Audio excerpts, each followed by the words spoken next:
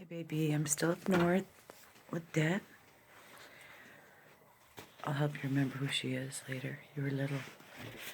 She's moved up north to a beautiful place. So, anyway, she gave me this book, which will help me.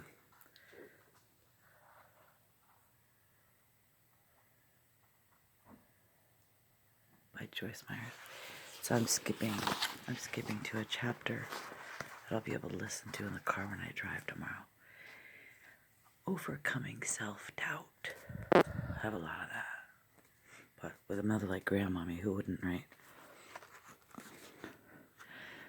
Put on a coat or a jacket and have someone tie your wrists together. Then try to take off your jacket. It can't be done, can it?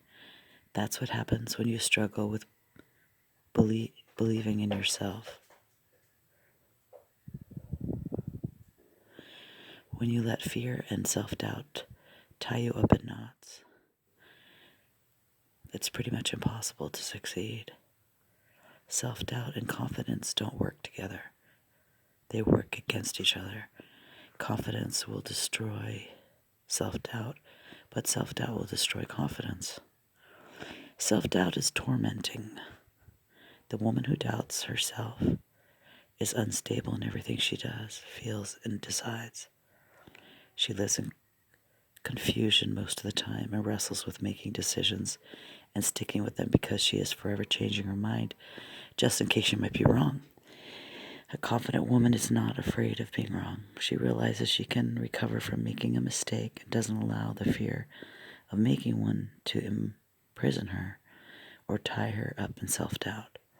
In the Bible, the book of James, chapter 1, verse 5 through 8, teaches us that God cannot answer the prayers of a double-minded person. So that's been the problem, huh? God responds to our faith, not our fears. Self-doubt is fear that we will make mistakes or do the wrong thing.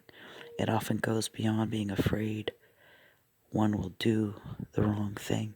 More often it involves how people feel totally wrong about themselves. They carry a deep-rooted shame and just can't seem to accept themselves or have confidence in the decision-making ability, their decision-making ability. Probably right about now, you may be thinking, well, Joyce, that's the author, the one that wrote the book. I really can't help how I feel. I wish I felt confident, but I just don't.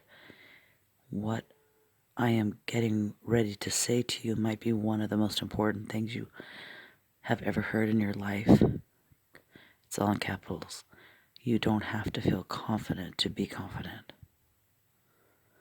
To live in victory, each of us must learn to go beyond our feelings. I have learned that I can feel wrong and still choose to do what is right. I have also learned that I don't have to feel confident to present myself in a confident manner. If I make a decision and believe it is right at the time I make it, I don't have to change my mind later just because I begin to think or feel I might have made a mistake. If God shows me I have made a mistake, then I need to change my decision.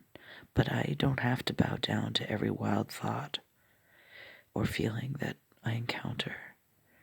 When Satan wars against our mind, I can open my mouth and say out loud what God's word says about me, and you can do the same thing. Quote, "For in him I live and move and have my being." Book of Acts, chapter 17, verse 28. Pronoun substitution mind. It is not wrong to say good things about yourself. We should say, quote, "God's wisdom is in me, and I make good decisions," unquote. We need to believe God's word more than we believe our feelings. We have already established in this book that feelings can be very fickle, and they are ever changing and are not to be trusted to help us make decisions in life. Feelings in and of themselves are not evil, but they certainly can and do lead people astray. Feelings are capable of giving us right information, but they are also capable of not giving us accurate information. I think that's an L. Therefore, we have to live deeper than emotions. God's word teaches us to pursue peace. Psalm chapter 34, verse 14, 2 Timothy chapter 2, verse 22, Hebrews chapter 12, verse 14, 1 Peter chapter 3, verse 11. I have had times in my life when I felt peace in my heart about a direction I was taking, and yet my head argued with me. The book of James chapter 1, verse 22 clearly teaches us that reasoning leads us into deception and betrayal. When we change our mind about a decision we have made,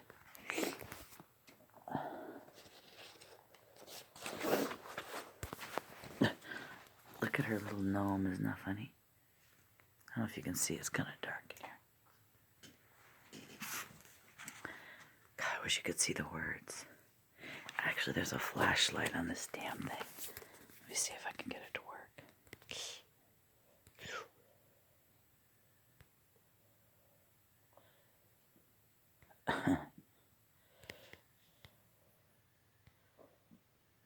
Okay.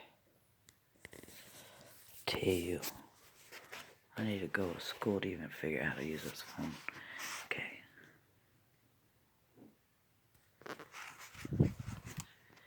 It should be because we have lost our peace about the direction we intended to take, or have gained some wisdom or insight that we did not have previously.